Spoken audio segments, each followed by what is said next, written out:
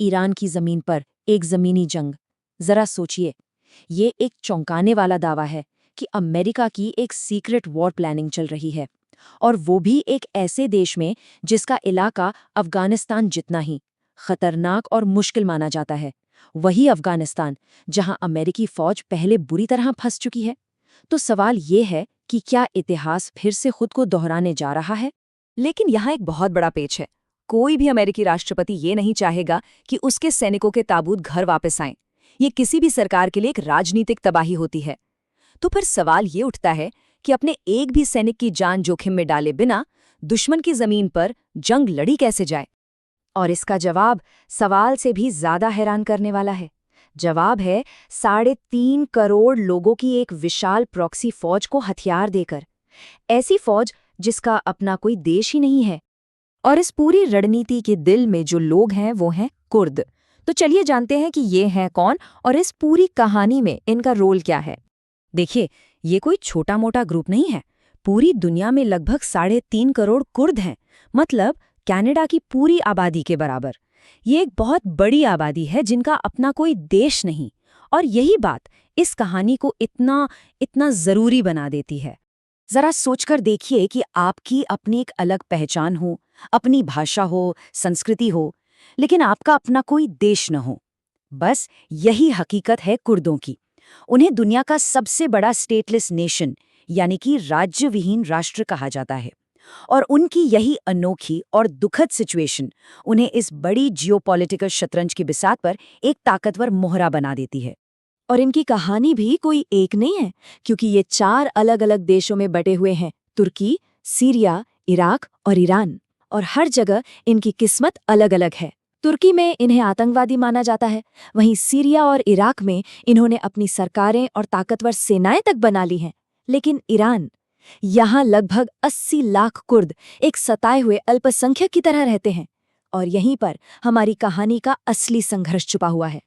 ये समझने के लिए कि आखिर कुर्द ईरान के खिलाफ लड़ने के लिए इतने तैयार क्यों होंगे, हमें उनके इतिहास की गहराइयों में उतरना होगा। एक ऐसा इतिहास जो टूटे हुए वादों और धोखे से भरा पड़ा है। सच पूछिए तो इनकी कहानी टूटे हुए वादों की एक दर्दनाक दास्तान है। पहले विश्व युद्ध के बाद पश्चिमी ताकतों ने इनसे एक आज़ाद देश का वादा किया था, लेकिन सिर्फ 3 साल बाद ही वो वादा हवा हो गया। फिर 1946 में उन्होंने खुद उम्मीद की एक किरण जगाई और ईरान के अंदर महाबाद गणराज्य बनाया। लेकिन ये सपना भी बेरहमी से कुचल दिया गया। ईरानी फौज ने उसे तबाह कर दिया और उनके नेता को सरेआम फांसी दे दी। और 1979 की क्रांति के बाद तो हालात और भी बदतर होते चले गए। 1 साल से भी कम। सोचिए, आज़ादी का वो इकलौता एहसास 1 साल भी पूरा नहीं टिक पाया। ये एक ऐसा जख्म है जो आज भी हरा है और ईरान के खिलाफ उनकी नफरत को और भी गहरा करता है। तो अब कुर्दों के इस ऐतिहासिक संघर्ष को आज की अमेरिकी विदेश नीति से जोड़कर देखते हैं। ऐसा लगता है कि ये अमेरिका के लिए एक जानी पहचानी स्क्रिप्ट का हिस्सा है। इसे कहते हैं प्रॉक्सी वॉर प्लेबुक, और अमेरिका इसे दशकों से इस्तेमाल कर रहा है। नियम सीधा सा है, अगर आप किसी दुश्मन को सीधे सीधे नहीं हरा सकते तो आप उसके दुश्मनों को पैसा और हथियार देते हैं।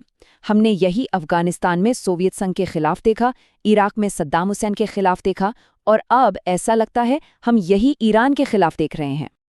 और मजे की बात यह है कि ये कोई सीक्रेट नहीं है, ये एक खुला रहस्य है। जैसा कि एक पाकिस्तानी अधिकारी ने एक बार कहा भी था, हम 3 दशकों से अमेरिका और पश्चिम के लिए ये गंदा काम कर रहे हैं। ये एक चौंकाने वाला कबूलनामा है जो दिखाता है कि ये खेल असल में खेला कैसे जाता है। तो सवाल यह है कि कुर्द ही क्यों? क्योंकि वो अमेरिका के लिए एक तरह से परफेक्ट कैंडिडेट हैं। वो ईरान से नफरत करते हैं, वो आईसिस के खिलाफ लड़ लड़कर फौलाद बन चुके हैं, और उनके पास पहले से ही एक ट्रेंड आर्मी मौजूद है। लेकिन सबसे बड़ा फायदा, वो अमेरिका को ईरान की धरती पर एक जमीनी जंग लड़ने का मौका देते हैं, और वो भी बिना एक भी अमेरिकी सैनिक का बूट जमीन पर पड़े।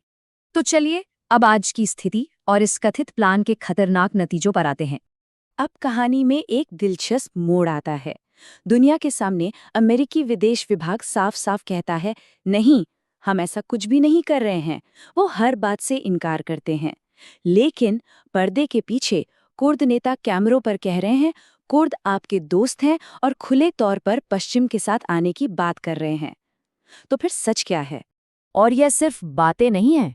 रिपोर्ट्स आ रही हैं कि CIA इराक के एरबिल में अपने हेडक्वार्टर्स से इस पूरे ऑपरेशन को चला रही है और सीधे सीधे कुर्द नेताओं मसूद बरजानी और बाफिल तालिबानी के साथ मिलकर काम कर रही है।